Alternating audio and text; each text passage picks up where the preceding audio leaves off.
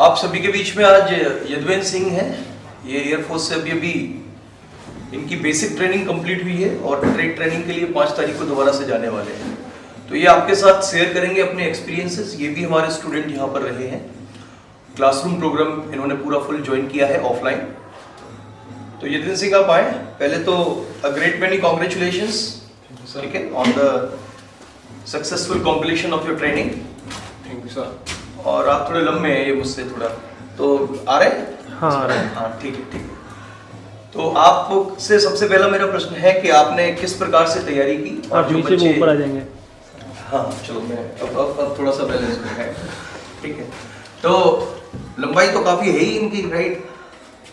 तो मेरा पहला आपसे क्वेश्चन है कि कैसे आपने तैयारी की और कौन कौन सी चीजों पर एम्फेसिस ज्यादा किया?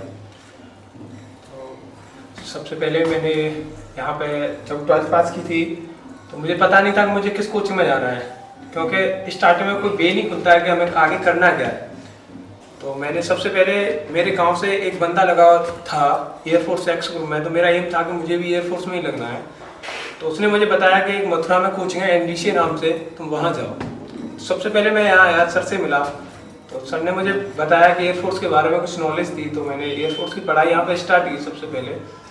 तो मेरी इंग्लिश बहुत कमज़ोर थी, मतलब इतनी भी नहीं थी कि, पर लेकिन ठीक थी, बहुत कमज़ोर थी। तो सर ने मुझे इंग्लिश की नोट्स भी प्रोवाइड किए, मैंने वो सारे पढ़े। तो अगर मुझे कुछ प्रॉब्लम होती थी तो सर मुझे अलग से बताया करते थे। मैंने बता रखा था सर को कि मेरी इंग्लिश कमज़ोर है थोड़ी, सर मुझे अलग से टाइम दिया करते थे।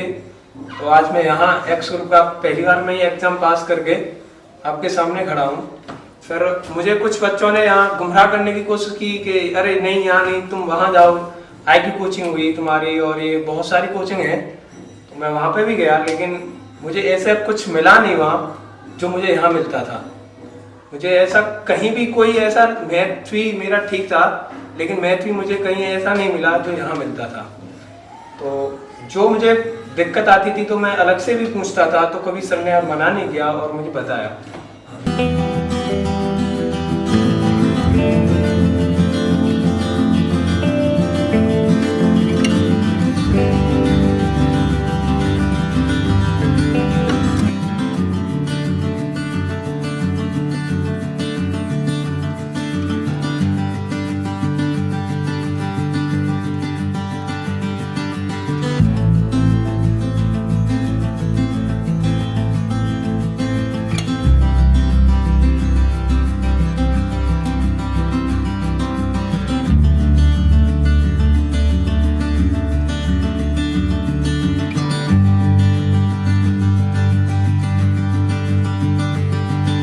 मैं ये पूछना चाहता हूँ कि बच्चे आपने मतलब किस प्रकार से तैयारी की? कितने घंटे आप घर जाके देते थे हर सब्जेक्ट को? मैं हर सब्जेक्ट को लगभग 1 घंटा या 1.5 घंटा देता था। करीबन 4 या 5 घंटा मैं पढ़ता था, क्योंकि इतना यहाँ मिल जाता था कि हमें वहाँ जाना पढ़ने की आवश्यकता नहीं पड़ती थी। नहीं, फिर भी रिवाइज तो आपको करना ही होगा। हाँ, तो करीबन एक सब्जेक्ट को 1.5 घंटा सर। दूसरा, आपका कौन सा ट्रेड है अभी?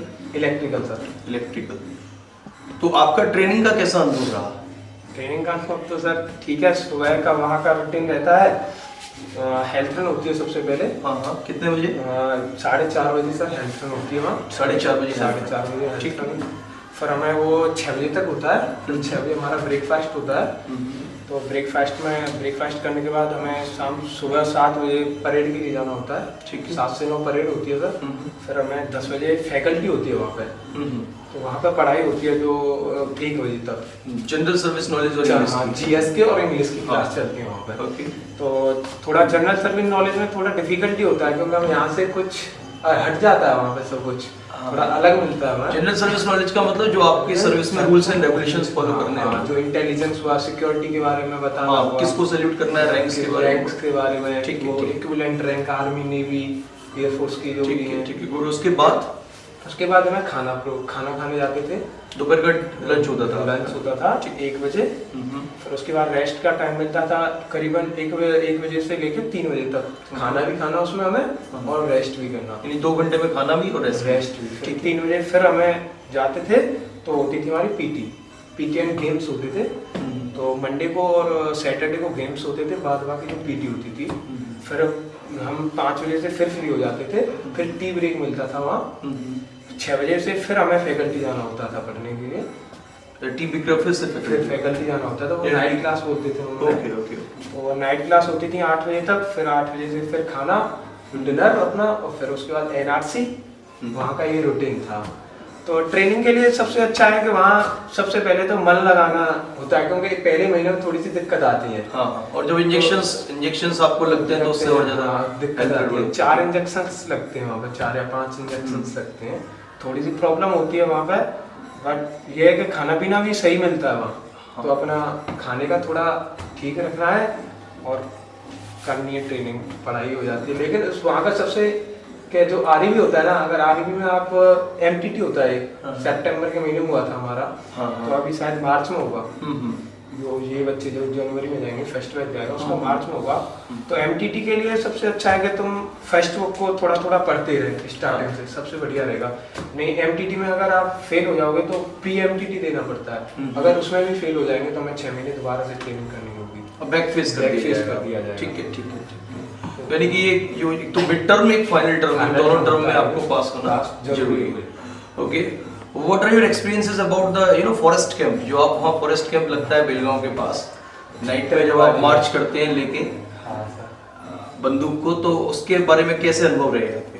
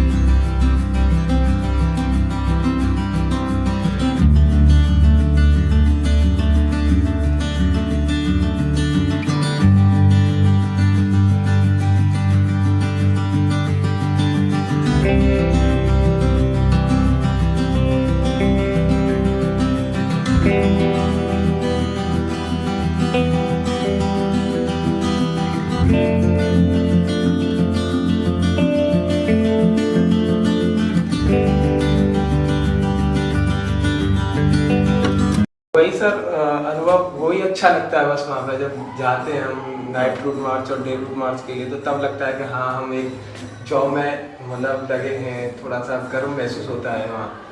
बिल्कुल, बंदूक आपके पास होती है, बूट आपके पास होता है, ड्रेस आपके पास यूनिफॉर्म होती है। ओके, जाते हैं तो प्रिपरेशन के लिए इन बच्चों को आप क्या एडवाइस देना चाहेंगे, जो भी अभी बच्चे प्रिपरेशन कर रहे हैं एयरफोर्स की, अबाउट द जॉब, कि जॉब कैसी है, और दूसरा इनको कैसे प्रिपरेशन करनी चाहिए, कैसे राइट डायरेक्शन में ये प्रिपरेशन करें जिससे कि इनको सफलता मिल सके ग्रुप एक्स और वाई में? सबसे पहले तो जॉब के बारे में, तो जॉब तो अच्छी यही है, पर्सनैलिटी आपकी वहाँ बना देते हैं, क्योंकि पर्सनैलिटी डेवलपमेंट करते हैं वहाँ पे बहुत। हमें बोलने का ढंग, चलने का ढंग, पूरा डिसिप्लिन, जेंटलमैन टाइप बना देते हैं। और फिजिकली इतना नहीं है जितना मेंटली आपको प्रिपेयर करते हैं वो।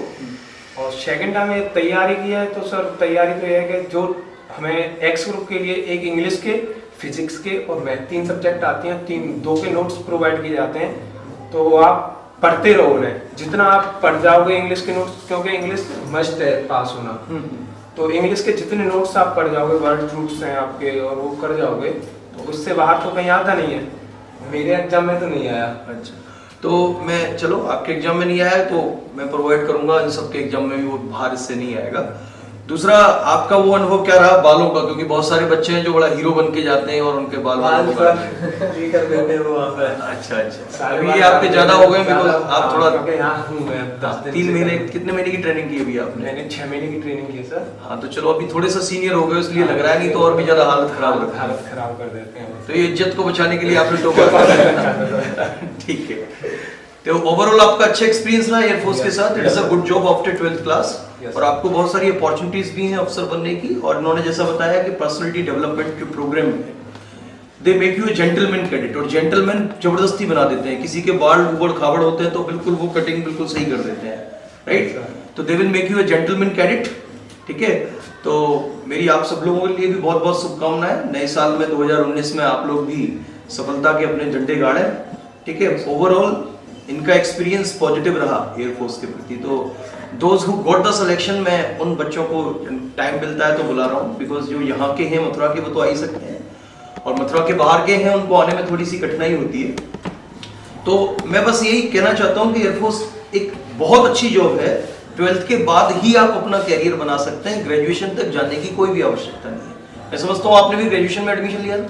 नहीं सर, 12th ग्रेजुएशन में एपीआर ही किया था। एपीआर किया था, और एपीयरिंग वालों को भी मैं सलाह देता हूँ कि आप प्राइवेट बीए करें, क्योंकि अगर आपका फर्म डिटर्मिनेशन है कि आपको डिफेंस फोर्सेस में जाना है तो आपको कोई नहीं रोक सकता, राइट। तो ओवरऑल आपको देखिए यहाँ से भी पॉजिटिव चीज मिली एयरफोर्स के बारे में। अभी से आप पैरों पर खड़े हो गए, सारी फैसिलिटीज मिलती हैं, ये छुट्टी पर है, 3 महीने की छुट्टी इनको मिलेगी, 2 महीने की एनुअल, 1 महीने की casual, canteen facility, medical facility, pension सुविधा, सारी सुविधाएं इनको आपको मिलेंगी। और आगे भी आप पढ़ते रहो, क्योंकि इस पथ का उद्देश्य नहीं है शांत भवन में टिक रहना, किंतु पहुंचना उस सीमा तक जिसके आगे राह है। तो आगे आप अफसर के लिए टेस्ट देते रहिए, ग्रेजुएशन प्राइवेट डाल दीजिए, और बहुत बहुत शुभकामनाएं मेरी तरफ से आपको, ठीक है। Okay dear.